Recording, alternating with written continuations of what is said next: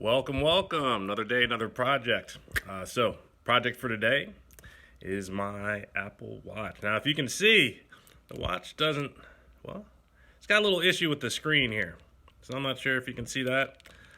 I had this watch for I'd say about 3 years. And all of a sudden, one day, that screen just kind of popped up. And I'm just like, that looks like an issue. Fortunately, the screen didn't crack. But this is something very common. This actually just tells you how everything was installed. You see all the electronics in there. So, should be a simple fix. But again, anytime you do something for the first time, make sure you put 2 to 3 times as much time aside as you think you'll need, because most likely it will take that long. And so that's what I'm going to take on today. Hopefully it won't take me too long, because I have a bunch of other things on the schedule for today. But stay tuned. Hopefully this repair will go smoothly. All right.